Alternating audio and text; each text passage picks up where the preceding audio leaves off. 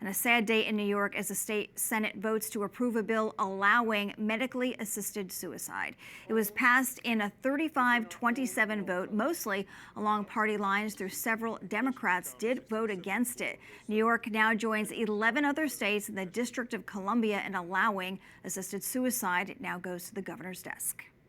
The New York State Catholic Conference issued this statement saying, in part, this bill would be catastrophic for medically underserved communities, including communities of color, as well as for people with disabilities and other vulnerable populations. We reject the false notion that suicide is ever a solution. Instead, we call on New York State to expand palliative and hospice care, mental health services, and family caregiver support. And joining us now is Kathryn Lopez. She is a senior fellow at the National Review Institute. Thank you for coming on today. First of all, in short, what is this bill about? Well, this bill is assisted suicide. It's legalizing suicide. And one of the ridiculous things about this whole debate is if you right now went to Google to search for assisted suicide in New York, you would actually get the 800 number for the suicide hotline, because Google would be worried that you or I were trying to kill ourselves, and that's bad. However, in New York and the other places that you mentioned, the other 11 places you've mentioned, if a doctor prescribes it, it's okay.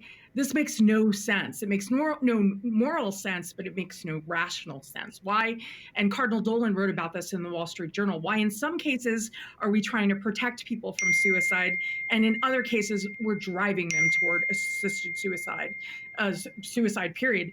And we've seen that happen in Canada. We've seen that happen many places. And one of the striking things about the debate yesterday is a number of members, some of them who describe themselves as Catholic, who voted for legalized assisted suicide, even admitted that there are problems with it elsewhere.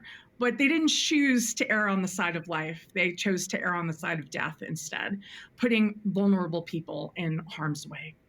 It now goes to the desk of New York Governor Kathy Hochul, who is Catholic, right? You just mentioned that. And a spokesman for her office says it's unclear whether she will sign it. The governor has signed legislation to help prevent suicide and promote mental health. Your thoughts?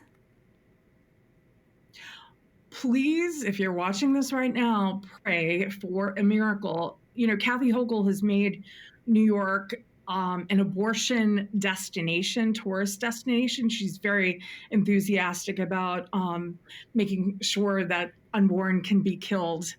So we don't have high hopes.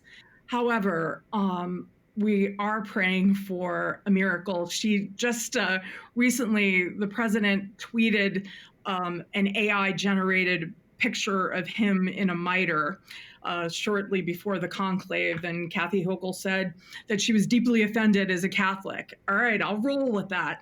Let's be deeply offended by the vulnerable being killed by doctors. Yeah, all I can say at this point is please pray for a miracle that we don't actually legalize this, but it's a small chance. Yeah, as you know, the bill was introduced a decade ago by Assemblywoman Amy Paulin after she'd watched her sister die from an extraordinarily painful cancer, and she reasoned the bill offered compassion in the difficult circumstances. So what is the counter argument to that? Well, so many of these painful stories that we hear don't talk about the alternatives to assisted suicide, which include palliative care, which include the time that you're given with a person. You know, there was a piece in the New York Times just at the end of the year where a writer talked about his sister's assisted suicide. And right before it happened, you know, the pills were there, the family was gathered. She cried and she said, "I want more time." Well, we all want more time, but once we take the pills, there's no more time. And J.J. Hansen in New York is just such a beloved memory to so many of us who knew him. He had brain cancer. He was given 4 months to live. He and his wife decided to fight as long as they could and get treatment. And he lived for a year and a half, for 3 years after, sorry, 3.5 years after, and they had a son during that period of time.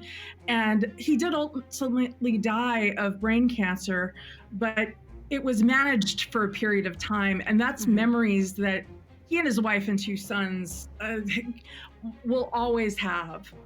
Right, right. Obviously, a lot of sad stories here and a lot of people watching what happens with this. Thank you, Kathryn, for joining us. We'll be watching. Thank you, Tara.